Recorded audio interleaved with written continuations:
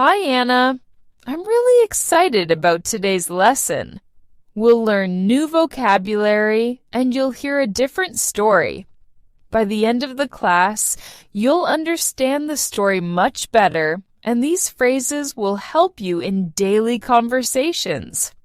Ready to get started? Absolutely. I love learning new words, and I enjoy stories because they help me understand how words are used. Sometimes I get the general idea, but not all the details, so I'm excited to improve. That's great.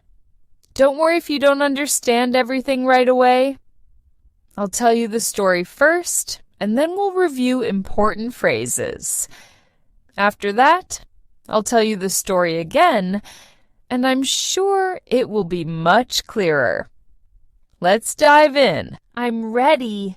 Let's go. Once upon a time, there was a girl named Emily. She was preparing for a big test and had a lot on her plate: school, work, and personal responsibilities. The night before the test, her friend Tom called her and invited her to hang out and watch a movie.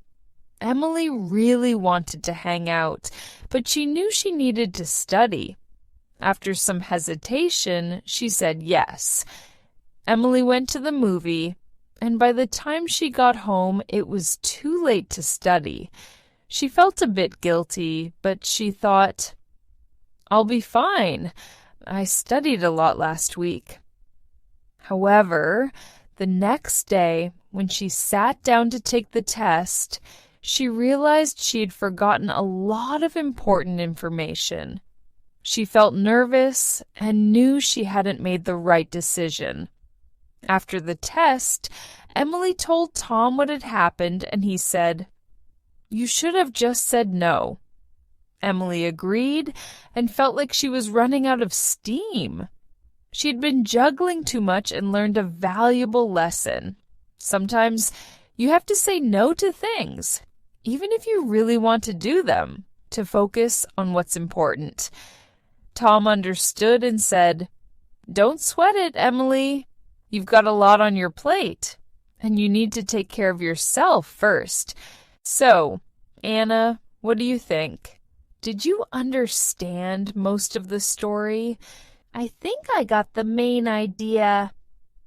Emily had a lot going on, and she decided to hang out with Tom instead of studying, which caused her to struggle on her test. But there were a few phrases I'm not so sure about, like had a lot on her plate and running out of steam. You did a great job understanding the overall story. Now, let's go over those phrases.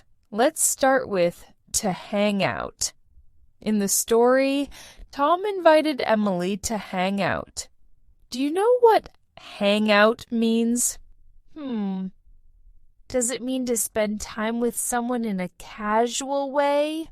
Yes, exactly. To hang out means to spend time with someone, usually in a relaxed or casual way. It's something friends often do together. Have you ever hung out with your friends recently? Yes, I hung out with my friends last weekend. We just went for coffee and talked. That's a perfect example. Now, can you try using hang out in another sentence? Sure. I'm planning to hang out with my cousin tomorrow after work. Great job. Now let's move on to had a lot on her plate. In the story, Emily had a lot on her plate. Do you know what that means?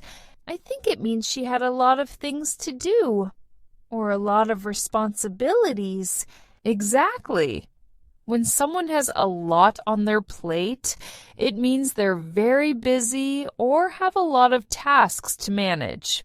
Can you think of a time when you had a lot on your plate? Yes. Last month I had a lot on my plate with work, studying for exams, and helping my family. It was stressful. That's a perfect example. Now, can you try making another sentence with a lot on her plate? Sure. My sister has a lot on her plate because she's studying for finals and working part-time. Excellent. Now, let's talk about running out of steam. In the story, Emily felt like she was running out of steam after trying to juggle everything. What do you think running out of steam means? Does it mean she was getting really tired or losing energy? Exactly.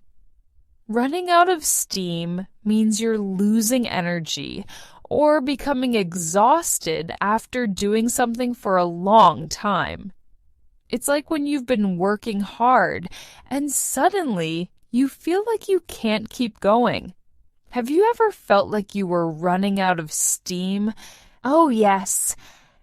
After a long day of work and studying, I definitely feel like I'm running out of steam. That's a great example. Now, can you make a sentence with running out of steam? Sure. After cleaning the house all day, I was running out of steam and had to take a break. Perfect. Now let's go over don't sweat it. In the story, Tom told Emily, don't sweat it. What do you think that means? I think it means don't worry about it, or it's not a big deal. Yes, that's right. Don't sweat it is a casual way of telling someone not to worry or stress about something. It's a very common phrase in everyday English. Have you ever heard someone say, don't sweat it? I've heard it before, but I wasn't sure what it meant. Now I understand. Great. Can you try using don't sweat it in a sentence? Sure. My friend was late to our meeting, but I told him, don't sweat it. I wasn't waiting long. That's perfect. You're doing an amazing job with these phrases. Now that we've reviewed them, let's go through the story again, and I'm sure it will make more sense this time. Ready?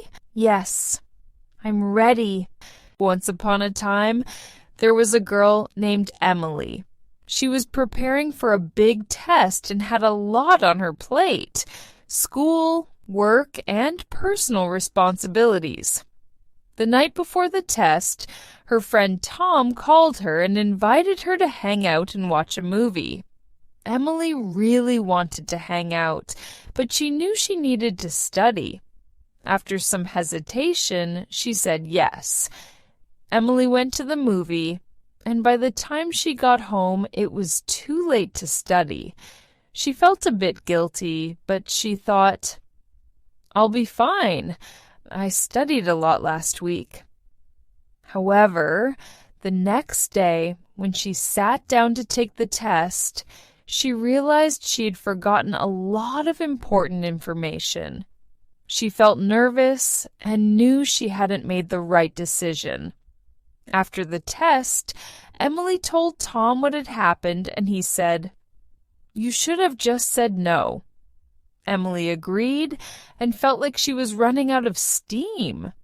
She had been juggling too much and learned a valuable lesson.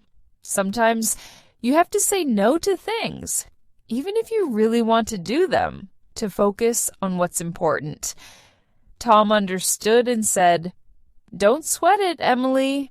You've got a lot on your plate, and you need to take care of yourself first." So, how was the story this time, Anna? Wow, it was much easier to understand.